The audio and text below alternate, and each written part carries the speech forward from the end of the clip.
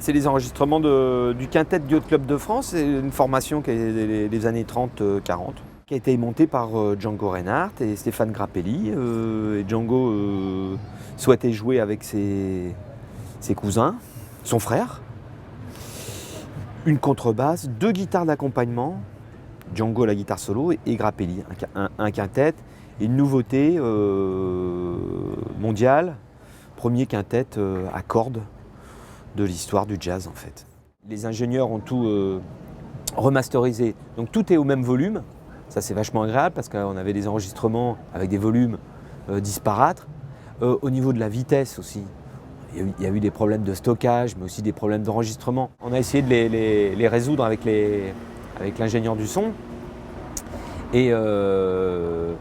et puis de réunir tout ça. Ça fait vraiment un très bel objet de 8 CD qu'on peut écouter d'un seul trait sans être pollué par un mec qui parle à la radio. Et puis aussi parce que c'est un travail qui est actuel.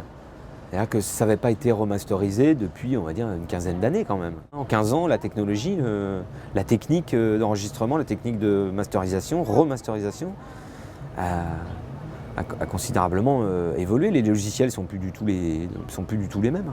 C'est un super témoignage et puis c'est vraiment un outil de travail extraordinaire pour les musiciens parce que je dirais pour la première fois on entend déjà clairement la contrebasse et puis aussi les voicings d'accords. C'est-à-dire les voicings d'accords, on entend bien les positions d'accords des guitaristes d'accompagnement, chose qu'on n'entendait pas avant parce que c'était noyé dans des bruits, dans beaucoup de pollution, de bruits parasites. Maintenant avec les logiciels, on arrive à enlever un maximum de bruits parasites et on a réussi à